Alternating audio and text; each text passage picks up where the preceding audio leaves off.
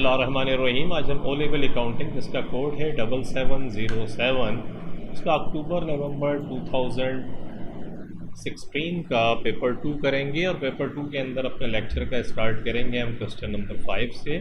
Question number 1 से लेके 4 already recorded हैं। इसके अलावा कैम्ब्रिज का स्पेसिमेन पेपर 2020 से लेके 2016 विंटर समर के जितने भी सवालात हैं वो सब आपको कराचीज़ एकेडमी के यूट्यूब चैनल की प्लेलिस्ट पे फ़ोल्डर वाइज मिलेंगे। तो प्रैक्टिस के लिए अगर आपको ज़रूरत है और कुछ भी आप देखना चाहें तो उसको ज़रूर रेफ़र करें, आपकी स्टडी में बहुत हेल्पफुल रहेंगे। आज हम अपने लेक्चर का स्टार्ट क्वेश्चन नंबर 5 से करते हैं। The following balances were extracted from the books of project manufacturing on 30 September 2016 के प्रोजेक्ट मैनेजमेंट जो है, मैन्युफैक्चरिंग जो है वो एक कंपनी है और उसके ये बैलेंसेस जो हैं उसने आपको दिए हैं सारे के सारे। ये मैन्युफैक्चरिंग अकाउंट से रिलेटेड मैन्युफैक्चरिंग अकाउंटिंग आपके सिलेबस के का पार्ट है और ये एग्जामिनर का फेवरेट क्वेश्चन है। ये बड़ा इंपॉर्टेंट किस्म का क्वेश्चन है क्योंकि इसके अंदर उसने आपसे कॉस्ट ऑफ गुड्स मैन्युफैक्चर्ड भी पूछ रहा है। देखिए मांगता क्या क्या है, कहता है prepare the manufacturing account for the year ended 30 September 2016, show clearly the prime cost and the cost of production के प्राइम कॉस्ट और कॉस्ट ऑफ प्रोडक्शन को आप क्लियरली दिखाएं। तो मैन्युफैक्चरिंग अकाउंट आपसे मांग रहा है। ये भी रिपीट होता है सवाल। Prepare the income statement for the year ended 30 September 2016 के इनकम स्टेटमेंट भी आपको बनानी है और उसके साथ साथ फिर कहता है prepare the statement of financial position at 30 September 2016। तो कंप्लीट पैकेज है कि जिसमें मैन्युफैक्चरिंग अकाउंट भी आपको बनानी है, इनकम स्टेटमेंट भी आप बनाएंगे और स्टेटमेंट ऑफ फाइनेंशियल पोजीशन भी वो आपसे पूछता है। तो इंटरेस्टिंग, इसको हम करते हैं और इसको काफ़ी अच्छा क्वेश्चन है प्रैक्टिस के लिए। देखिए इस किस्म का जब भी कोई सवाल आए तो उसमें 2-3 स्किल्स जो हैं बहुत इंपॉर्टेंट होती हैं। अगर वो स्किल्स आप डेवलप कर लेते हैं तो ये सवाल कभी भी आपको प्रॉब्लम नहीं करेगा। लेकिन अगर उन स्किल्स के अंदर प्रॉब्लम है तो उनको थोड़ा सा आप प्रैक्टिस करते रहें, आहिस्ता आहिस्ता डेवलप हो जाएंगी। और वो स्किल क्या होती हैं, नंबर फर्स्ट ये है कि आप अकाउंट देखते के साथ ही आइडेंटिफिकेशन आपको होनी चाहिए कि यार ये अकाउंट कहाँ जाएगा। ये मैन्युफैक्चरिंग अकाउंट के अंदर जाएगा, ये मकसद प्राइम कॉस्ट जो है ये क्या होती है। इसके अलावा आपका इनकम स्टेटमेंट के अंदर तो नहीं जाएगा ये अकाउंट, ये स्टेटमेंट ऑफ फाइनेंशियल पोजीशन के अंदर जाएगा। ये एसेट है, ये लाइबिलिटी है, ये ओनर्स इक्विटी है, ये फैक्ट्री ओवरहेड है, ये प्राइम कॉस्ट का पार्ट है। अगर ये आइडेंटिफिकेशन आपकी हो जाती है तो रेस्ट इज ईजी। बाकी कुछ एडजस्टमेंट उसने दी होंगी, एडजस्टमेंट अगर आपकी समझ में आ रही हैं तो फिर उसके बाद सिंपल क्या होता है कि नंबर क्रंचिंग होती है कि आप जाते हैं और वो जो फॉर्मेट्स है उसके अंदर नंबर पंच इन कर देते हैं, जाके राइट कर देते हैं, लिखते हैं और वो फिर आसानी के साथ आपका सवाल हो जाता है। तो लेट्स स्टार्ट। हम समझते हैं कैपिटल जो है ओनर्स इक्विटी है, आपको पता है ये स्टेटमेंट ऑफ फाइनेंशियल पोजीशन के अंदर चला जाएगा। ये तो स्टेटमेंट ऑफ फाइनेंशियल पोजीशन में चला जाएगा। ड्राइंग भी स्टेटमेंट ऑफ फाइनेंशियल पोजीशन में चली जाएगी। रेवेन्यू आपको पता है इनकम स्टेटमेंट के अंदर जाएगा, तो ये इनकम स्टेटमेंट का पार्ट बन जाएगा। परचेजेज ऑफ फिनिश्ड गुड्स, देखें अब ये मैन्युफैक्चरिंग अकाउंट भी आपसे वो बनवा रहा है और लिख रहा है purchases of finished goods. Purchases of finished goods का मकसद है कि ये जो प्रोजेक्ट मैन्युफैक्चरिंग है ये माल बनाते भी हैं और फिर बना बनाया माल भी ख़रीदते हैं, क्योंकि परचेज ऑफ फिनिश गुड्स का मकसद है कि बना बनाया माल भी इन्होंने ख़रीदा। तो ये जो बना बनाया माल है ये भी इनकम स्टेटमेंट के अंदर हम तरफ लेकर जाएंगे, क्योंकि कॉस्ट ऑफ गुड्स मैन्युफैक्चर्ड में तो नहीं जाएगा। ये इनकम स्टेटमेंट के अंदर जब हम बना रहे होंगे, कॉस्ट ऑफ सेल्स निकाल रहे होंगे तो कॉस्ट ऑफ सेल्स निकालते हुए इसको हम इस्तेमाल करेंगे। और फैक्ट्री मैनेजर सैलरी, फैक्ट्री का जो मैनेजर है उसकी सैलरी जो है FOH फैक्ट्री ओवरहेड का पार्ट बनती है। जैसे कि मैंने बताया कि अगर किसी को मैन्युफैक्चरिंग अकाउंट में प्रॉब्लम है तो मैन्युफैक्चरिंग का एक फ़ोल्डर है कराचीज़ एकेडमी की यूट्यूब चैनल की प्लेलिस्ट पे, उसको ज़रूर देखें। आपके कंसेप्ट बहुत मतलब रिफाइंड हो जाएंगे and you will be able to understand. Factory overhead क्या होता है मैं आपको समझाता हूँ दोबारा यहाँ पे। देखिए मैन्युफैक्चरिंग कॉस्ट जब बना रहे होंगे तो 3 बड़े बड़े कंपोनेंट होते हैं। उसका एक कंपोनेंट ये होता है कि डायरेक्ट मटेरियल, फिर डायरेक्ट लेबर। डायरेक्ट लेबर क्या होती है, जो मैन्युफैक्चरिंग के साथ फैक्ट्री वेजेस जिसे आप कह रहे हैं, फैक्ट्री के अंदर जो लोग, फैक्ट्री की लेबर है जो डायरेक्टली मैन्युफैक्चरिंग के अंदर इन्वॉल्व होती है। जैसे आई गिव यू एग्जांपल कि अगर हम किसी फर्नीचर मैन्युफैक्चरिंग कोई वर्कशॉप है तो उसमें जो कारपेंटर हैं जो काम कर रहे हैं उसके अंदर, वो फिर डायरेक्ट वेजेस होगी आपकी, जिसको डायरेक्ट लेबर भी हम कहते हैं। अगर ऑटोमोबाइल की कोई कंपनी है तो प्लांट के ऊपर जितने भी लोग काम कर रहे हैं जो उन गाड़ियों को बनाते हैं, वो सारी की सारी डायरेक्ट लेबर होगी। और ये सुपरविज़न जो लोग कर रहे होते हैं ये डायरेक्टली इन्वॉल्व नहीं होते, सुपरवाइज़ कर रहे होते हैं। जैसे ये फैक्ट्री मैनेजर हो गया, तो फैक्ट्री मैनेजर जो है इसकी जो सैलरी है वो फैक्ट्री ओवरहेड। तीसरा element direct material, direct labour, और तीसरा एलिमेंट होता है फैक्ट्री ओवरहेड। बाकी जितने खर्चे हैं डायरेक्ट मटेरियल और डायरेक्ट लेबर के अलावा, उन सबको आप उठा के कहाँ ले जाएं, फैक्ट्री ओवरहेड के अंदर डालें। इन तीनों को मिलाएंगे आप तो फिर बन जाएगी आपकी मैन्युफैक्चरिंग कॉस्ट बन जाएगी। और अगर मिसाल के तौर पे आपका जब फ्रीक्वेंसी फर्स्ट ईयर के अंदर तो कोई इन्वेंट्री होगी नहीं आपकी, ओपनिंग इन्वेंट्री कोई नहीं होगी, एंडिंग इन्वेंट्री होगी। ये एंडिंग इन्वेंट्री नेक्स्ट ईयर के अंदर जाकर ओपनिंग इन्वेंट्री बनेगी। तो opening work in process, opening raw material क्या है? ओपनिंग रॉ मटेरियल का मकसद है कि शुरू के अंदर रॉ मटेरियल आपके पास इतना पड़ा हुआ था, उसके अंदर आप परचेजेस को प्लस कर लें, एंडिंग रॉ मटेरियल को माइनस कर दें तो रॉ मटेरियल यूज़ आ जाएगा आपके पास।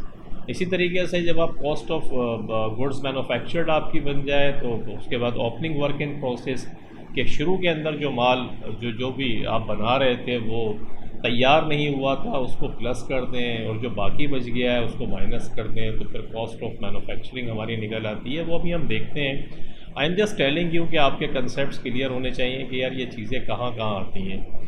तो फैक्ट्री ओवरहेड आपने देख लिया। उसी तरीके से office wages and salaries, office wages का जब लफ्ज़ हो जाए तो इसका फैक्ट्री से कोई ताल्लुक नहीं है, ये इनकम स्टेटमेंट के अंदर जाएगा। प्रीमिसेस मेंटेनेंस, जो आपकी प्रीमिसेस की मेंटेनेंस है ये अब डिपेंड करता है कि ये फैक्ट्री की प्रीमिसेस है या ऑफिस की है। तो नीचे देखते हैं एडजस्टमेंट में उसने कुछ दिया होगा, ये फैक्ट्री में भी जा सकती है, फैक्ट्री ओवरहेड का भी पार्ट बन सकती है और इनकम स्टेटमेंट के अंदर एज एन एक्सपेंस भी जा सकती है। रॉयल्टीज़, जितनी भी रॉयल्टीज़ होती हैं याद रखिएगा ये डायरेक्ट लेबर के अंदर जमा कीजिएगा इसको। रॉयल्टीज़ का मकसद है प्राइम कॉस्ट, इसको प्राइम कॉस्ट का पार्ट बनाएंगे। रॉयल्टीज़ होती क्या है? आपने मैकडोनल्ड देखा होगा, KFC देखा होगा, ये इंटरनेशनल चेन है, फूड चेन है। अब ये जो भी लोकली तौर पे जो भी इसको चला रहे हैं किसी भी कंट्री के अंदर, वो इसको जब फ्रेंचाइज लेते हैं और अपनी कंट्री के अंदर इसको ऑपरेट करते हैं, जैसे पाकिस्तान में ऑपरेट हो रही है, तो फिर इनका रॉयल्टीज़ का मकसद है कि क्योंकि ओरिजिनली पैटेंट सब कुछ उनके पास है, तो क्या करते हैं कि हर यूनिट के ऊपर या जो भी फार्मूला इनका तय होता है ये रॉयल्टीज़ पे करते हैं। तो रॉयल्टीज़ जो है वो प्राइम कॉस्ट क्या होती है? डायरेक्ट मटेरियल और डायरेक्ट लेबर को अगर हम प्लस करें तो ये प्राइम कॉस्ट कहलाती है मैन्युफैक्चरिंग की ज़बान में। तो जो रॉयल्टीज़ हैं इसको भी आप प्लस कीजिएगा डायरेक्ट लेबर के साथ, तो ये फिर ये प्राइम कॉस्ट का पार्ट बनेगी। लॉजिक इसकी यही होती है कि ये भी एक तरीके से some sort of direct cost ही है आपकी, क्योंकि ये नहीं होगी तो आपको फ्रेंचाइज ही नहीं मिलेगी, आप बना ही नहीं सकते मटेरियल। तो इसलिए इसको फैक्ट्री ओवरहेड नहीं बल्कि डायरेक्ट प्राइम कॉस्ट का पार्ट बनाते हैं। फैक्ट्री वेजेस, ये जो फैक्ट्री वेजेस है ये डायरेक्ट लेबर है, ये कॉस्ट ऑफ गुड्स मैन्युफैक्चर्ड के अंदर जाएगी। मैं आपको बता रहा हूँ इतनी देर से कि जो डायरेक्टली इन्वॉल्व है तो फैक्ट्री वेजेस उसने आपको दे दी। रेंट भी डिपेंड करता है कि कहाँ जाएगा। आप देखते हैं नीचे एडजस्टमेंट के अंदर इंश्योरेंस का भी मामला यही है कि इंश्योरेंस जो है वो फैक्ट्री की है या ऑफिस की है। अगर ऑफिस की है तो फिर इनकम स्टेटमेंट में जाएगी, और अगर फैक्ट्री की है तो फिर फैक्ट्री ओवरहेड में जाएगी।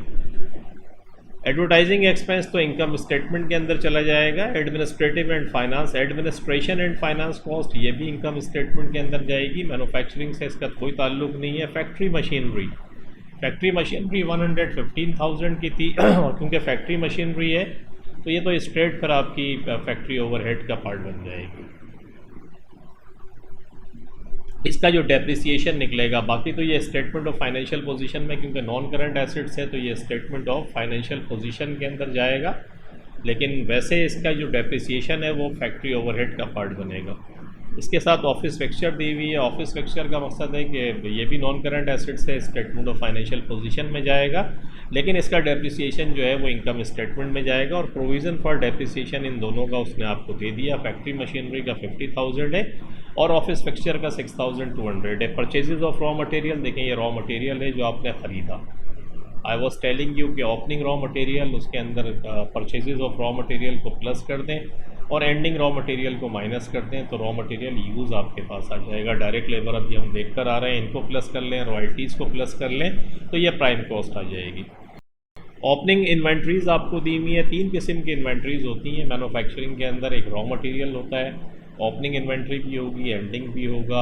एक वर्क इन प्रोसेस होता है। वर्क इन प्रोसेस का मकसद है कि साल के एंड में जो भी आपका पीरियड है, कुछ मटेरियल कुछ जो आपकी गुड्स हैं वो ऐसी हैं या कोई यूनिट्स जो कुछ भी whatever you are manufacturing, automobile बना रहे हैं तो कुछ गाड़ियाँ ऐसी हैं, फ़र्ज़ कर लेते हैं कि जो साल का आखिरी दिन तक बनी नहीं बल्कि अभी प्रोडक्शन लाइन के ऊपर है, तो वो जो प्रोडक्शन लाइन के ऊपर है वो एंडिंग वर्क इन प्रोसेस कहलाएगा और नेक्स्ट ईयर के अंदर वो ओपनिंग वर्क इन प्रोसेस बनेगा।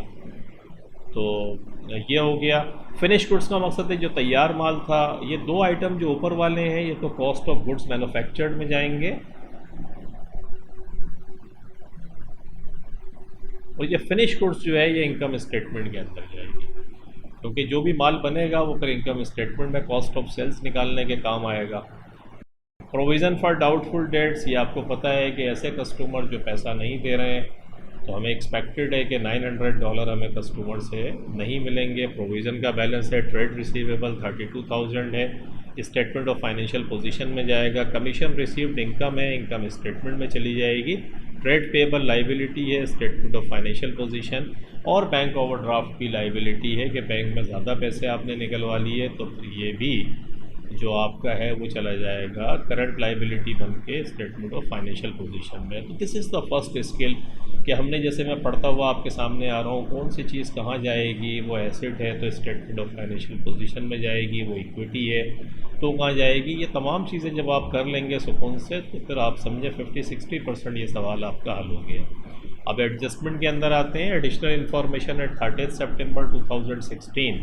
इन्वेंट्री देखिए, मैंने आपको बताया था ये क्लोजिंग इन्वेंट्रीज, इसने वही 3 इन्वेंट्रीज यहाँ पर दे दी। तो ये शुरू वाली 2 जो हैं रॉ मटेरियल और वर्क इन प्रोसेस, ये कॉस्ट ऑफ गुड्स मैन्युफैक्चर्ड में चली जाएगी और फिनिश गुड्स जो है वो एंडिंग फिनिश गुड्स जो है, जब कॉस्ट ऑफ सेल्स बनाएंगे तो क्या लिखेंगे, ओपनिंग फिनिश गुड्स इन्वेंट्री के अंदर ऐड कर देंगे कॉस्ट ऑफ प्रोडक्शन, जो कुछ हमने बनाया है वो भी यहाँ आ जाएगा, उसमें से एंडिंग को माइनस कर देंगे तो आपके पास क्या आ जाएगा, कॉस्ट ऑफ सेल्स। और अगर आप ओपनिंग, जैसे हमने ऊपर देखा था कि कुछ मटेरियल इसने ख़रीदा भी है, बनाया, वो भी फिर इनकम स्टेटमेंट के अंदर हम लेकर जाएंगे।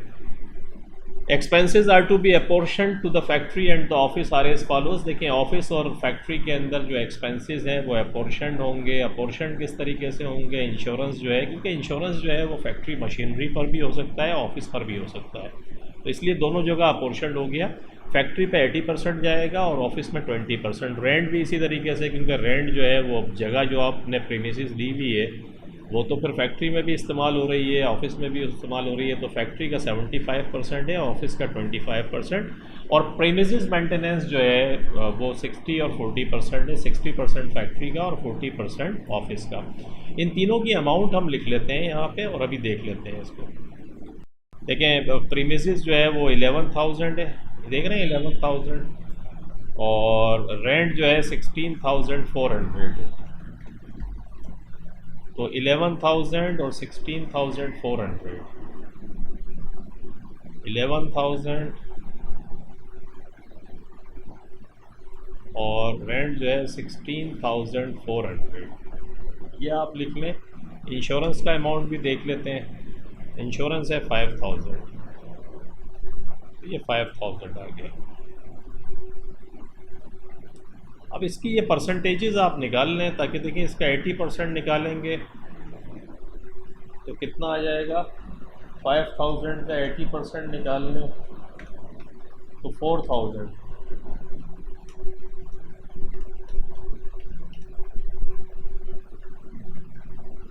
यानी 4,000 जो है वो फैक्ट्री में चला जाएगा और 5 था, 5 में से 4 का मकसद है, फिर जो 1,000 बचा वो फिर चला जाएगा ऑफिस के अंदर।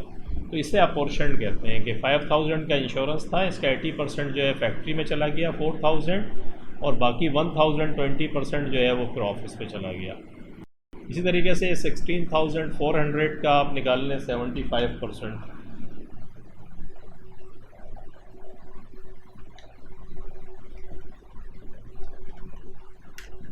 तो ये 12,300,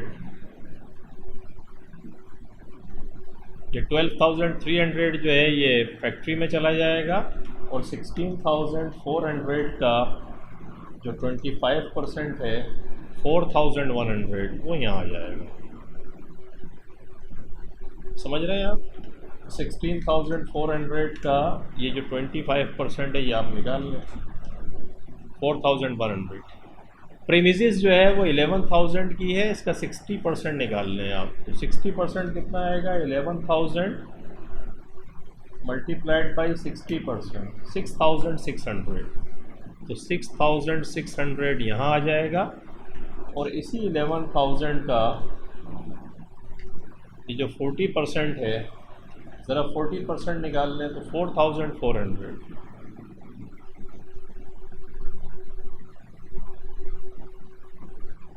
वो यहाँ आ जाएगा। तो अपोर्शन माने जो आपके पास वैल्यू दी हुई है उसके ऊपर ये परसेंटेज अप्लाई करके आप ये वैल्यूज़ निकाल लें तो यू गेट द पॉइंट कि ये तीनों जो एक्सपेंसेस हैं ये वाले ये फैक्ट्री ओवरहेड में चले जाएंगे और ये इनकम स्टेटमेंट में चले जाएंगे।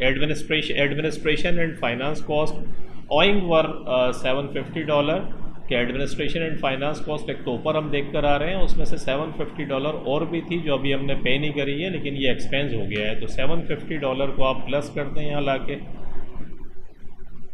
इसके अंदर 750 को प्लस किया आपने तो 9,500 प्लस 750 10,250। एक्चुअली जो finance and administration and finance cost होगी वो 10,250 होगी क्योंकि 750 ऑइंग है जो आपको पे करना है, एक्सपेंस हो गया है। Advertising expenses of 1,200 were prepaid के एडवर्टाइजिंग एक्सपेंस जो है उसका 1,200 वर प्रीपेड कि ये प्रीपेड थे। तो एडवर्टाइजिंग है कितना ऊपर देख लेते हैं 15,400 देख रहे हैं ये इसके अंदर से माइनस कर दें आप 1,200 क्योंकि ये प्रीपेड है। तो 15,400 माइनस 1,200 14,200। तो एक्चुअली जो एडवर्टाइजिंग एक्सपेंस इनकम स्टेटमेंट के अंदर जाएगा वो 14,200 जाएगा क्योंकि 1,200 प्रीपेड है, इसका बेनिफिट आपको नेक्स्ट ईयर मिलेगा। तो इसमें से उसको माइनस कर दें 15,400 में से 1,200 आपने माइनस कर दिए तो आपके पास फिगर आ गया। Depreciation is to be charge at factory machinery जो है वो 20% है per annum using the diminishing reducing balance method apply करके 20% factory machinery. Reducing balance method क्या होता है कि किसी भी एसेट की कॉस्ट में से जब आप उसके एक्यूमुलेटेड डेप्रिसिएशन या प्रोविज़न फॉर डेप्रिसिएशन को माइनस करते हैं तो बुक वैल्यू आती है। बुक वैल्यू के ऊपर परसेंटेज लगाते हैं हर साल आप। जैसे ये फैक्ट्री मशीनरी आपने देखा 115,000 थी और ये 50,000 देख रहे हैं उसका प्रोविज़न फॉर डेप्रिसिएशन है 50,000। तो इसमें से 50,000 आप माइनस कर दें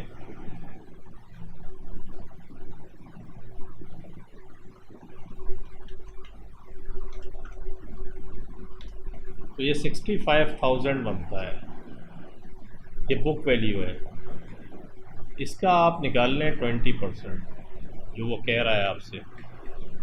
देखिए यही कह रहा है ना वो आपसे कि 20% जो है वो क्या है डिमिनिशिंग बैलेंस मेथड। तो इसका 20% आपने निकाला कितना आ गया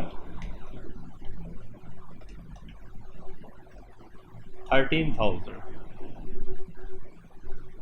ये एक्चुअली डेप्रिसिएशन है आपका जो फैक्ट्री मशीनरी और ये फैक्ट्री ओवरहेड के अंदर चला जाएगा, याद रखिएगा क्योंकि फैक्ट्री मशीनरी है तो फैक्ट्री ओवरहेड का पार्ट बनेगा।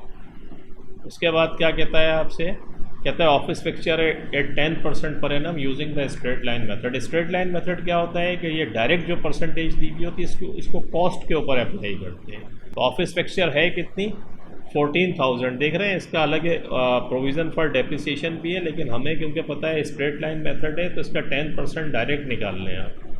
14,000 का 10% निकालेंगे तो 1,400 बनेगा। ये डेप्रिसिएशन एक्सपेंस है ऑफिस फिक्सचर का।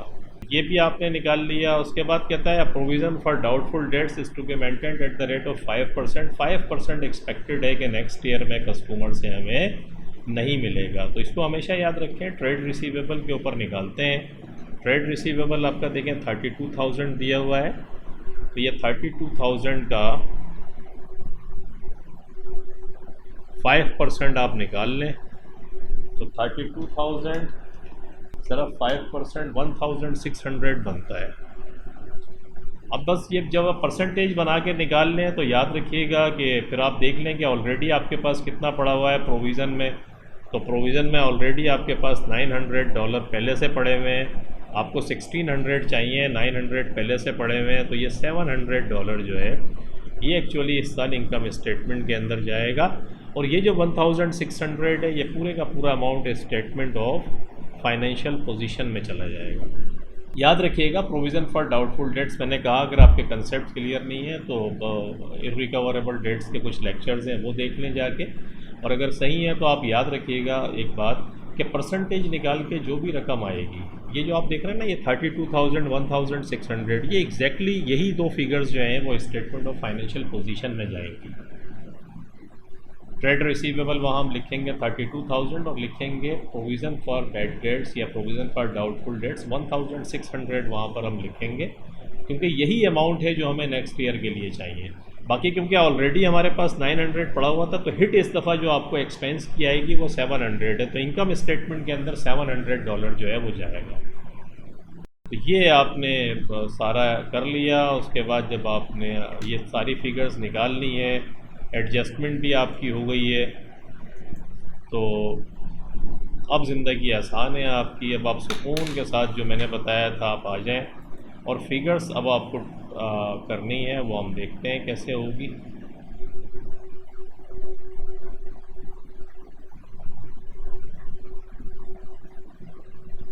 तो प्रोजेक्ट मैन्युफैक्चरिंग और मैन्युफैक्चरिंग अकाउंट हम बना रहे हैं। मैन्युफैक्चरिंग अकाउंट का स्टार्ट कहाँ से करेंगे? सबसे पहले रॉ मटेरियल।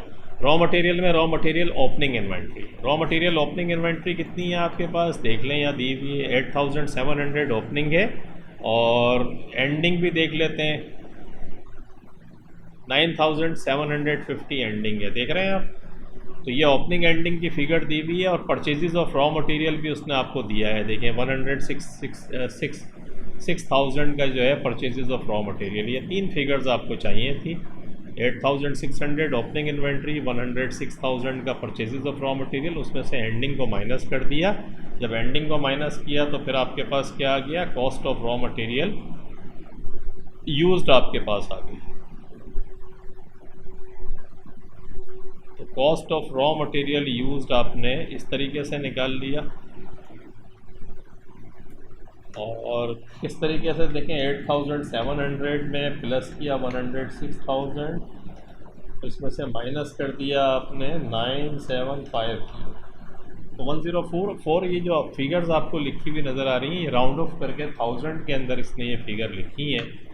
आप इसको पूरी फिगर भी लिख दीजिएगा। इससे 104,950 आ रहा है मेरे पास।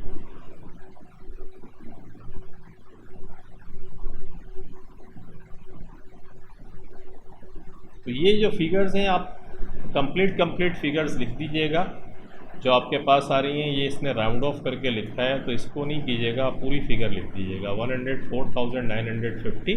और फैक्ट्री वेजेस जो है वो आपकी कितनी दी हुई है? फैक्ट्री वेजेस भी देखें उसने आपको दी हुई है, कितनी है फैक्ट्री वेजेस आपके पास? $73,000 जो पीछे हम देख कर आ रहे हैं। तो ये $73,000 की आपके पास फैक्ट्री वेजेस हो गई। और रॉयल्टीज़ मैंने आपको बताया था कि 8,000 की रॉयल्टीज़ हैं।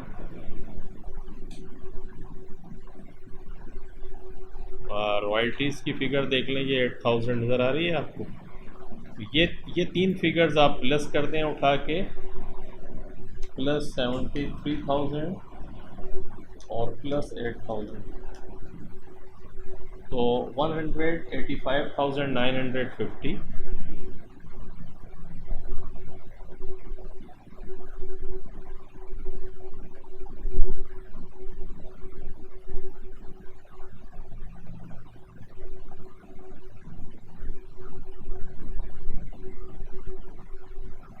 185,950 आपके पास आ गया।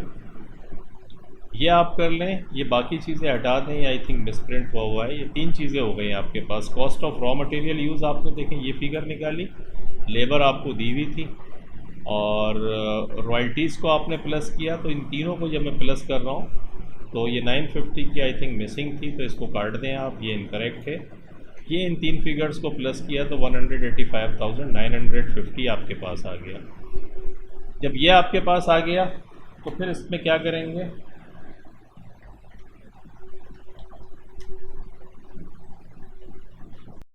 अब देखें इसके अंदर इंश्योरेंस आपको पता है कि 4000, अभी मैं पीछे आपको पूरी कहानी समझा के आ रहा हूँ कि ये 4000 निकाला था, याद है 4000 1000। तो 4000 जो है मैंने कहा था फैक्ट्री ओवरहेड में डाल दें। रेंट की फ़िगर हमने निकाली थी $12,300, ये 12,300, और प्रीमिसेस का $6,600 था। तो देखें ये आपके पास 6000, ये भी मिसिंग है। अब इसको 6,600 लिखें, ये 6,600 लिखिएगा पूरा इसको। मैनेजर सैलरी मैंने आपको बताया था कि जो मैनेजर की सैलरी है वो फैक्ट्री ओवरहेड का पार्ट बनेगी। तो ये मैनेजर सैलरी आपको नज़र आ रही होगी यहाँ पे,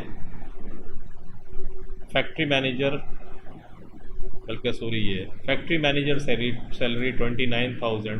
तो ये 29,000 ये आ गई आपके पास। डेप्रिसिएशन अभी हम निकाल कर आ रहे हैं। मैंने आपको बताया था कि फैक्ट्री मशीनरी का जो डेप्रिसिएशन है ये 13,000 आपने निकाला, याद है आपको, तो ये आपने लिख दिया।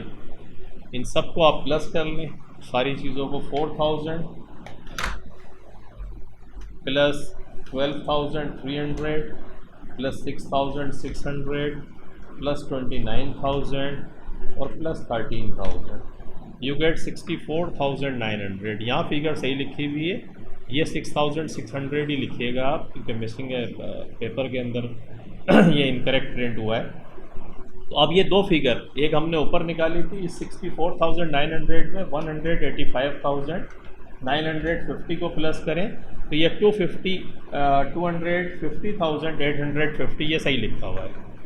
तो यहाँ तक आप पहुँच गए। इसके बाद जब मैंने आपको बताया था ये करके, आपके पास ओपनिंग रॉ मटेरियल इन्वेंट्री भी इस्तेमाल हो गई, एंडिंग रॉ मटेरियल इन्वेंट्री भी इस्तेमाल हो गई। अब दो चीज़ें होती हैं, ओपनिंग वर्क इन प्रोसेस और एंडिंग वर्क इन प्रोसेस। देखिए ये दोनों चीज़ें दी हुई हैं। वर्क इन प्रोसेस ओपनिंग ये था 19,000 और एंडिंग भी उसने आपको दिया है 17,550। तो इसका तरीका ये होता है कि ओपनिंग वर्क इन प्रोसेस को प्लस कर दें और एंडिंग को माइनस कर दें। तो देखें इसीलिए इसने ओपनिंग में से एंडिंग को माइनस किया तो ये फिगर जो है प्लस में आई है।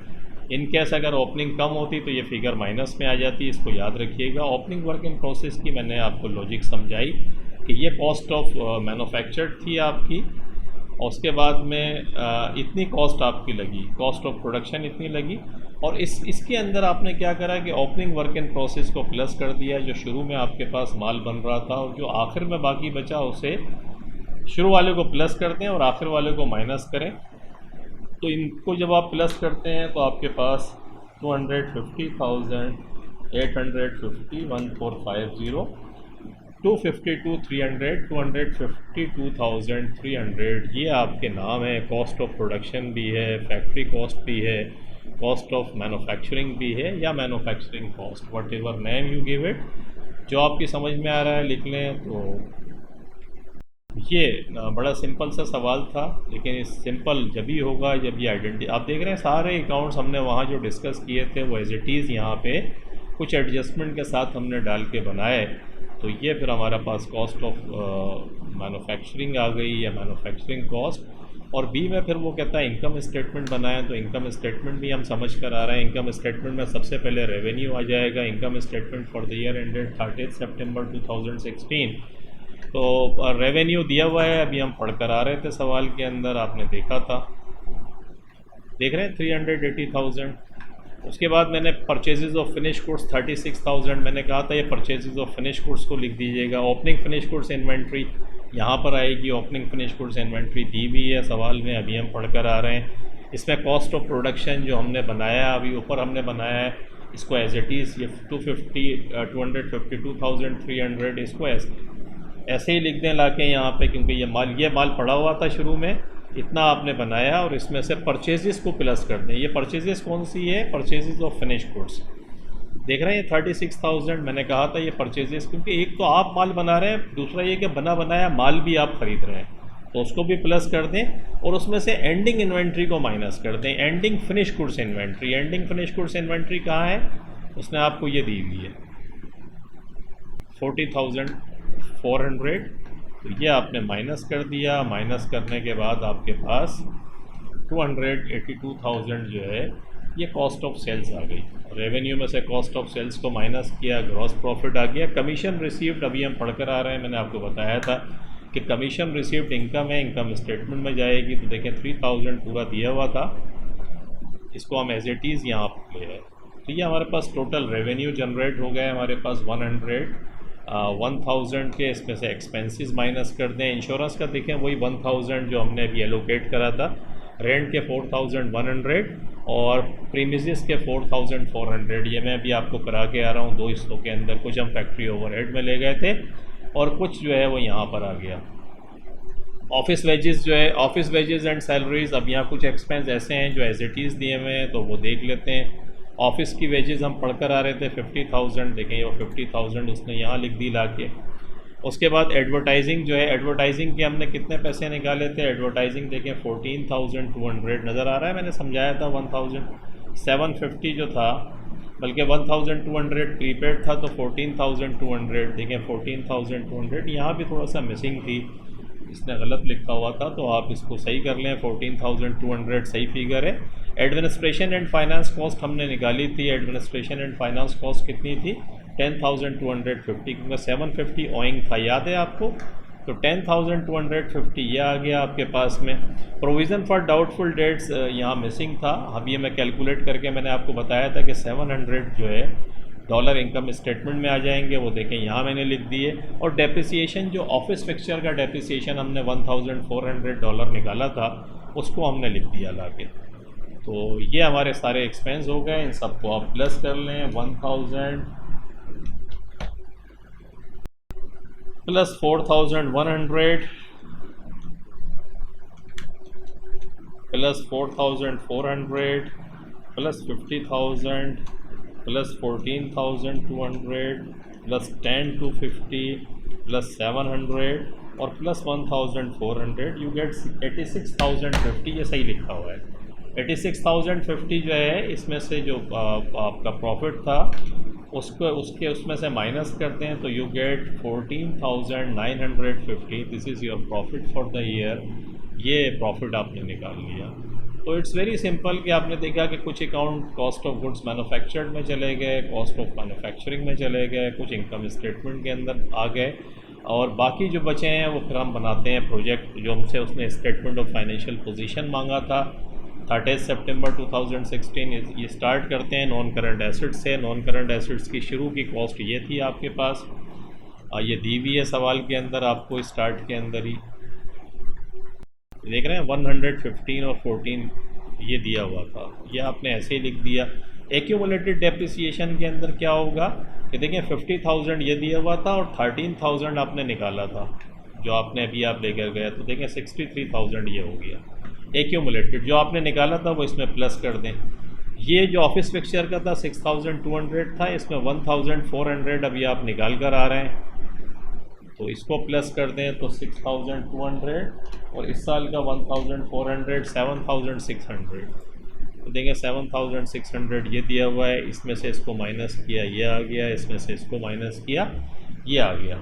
तो ये आपके पास जो है नेट बुक वैल्यू आ गई। ये एक्चुअली आपके नॉन करंट एसेट्स हैं। करंट एसेट्स के अंदर वो 3 इन्वेंट्रीज़ जो आपको दी हुई हैं, कौन से 3 इन्वेंट्रीज़? एंडिंग इन्वेंट्रीज़ जो दी हुई हैं, देख रहे हैं, ये आपके करंट एसेट्स हैं 9750, 17550 और 40,400। ये ईयर एंड के ऊपर आपके पास बचा है और ये करंट एसेट्स है। करंट एसेट्स वो होते हैं जो विद इन 1 ईयर आप उनका बेनिफिट्स आपको मिलेगा, तो एज इट इज़ उठा के इसको करंट एसेट्स में लिखते हैं।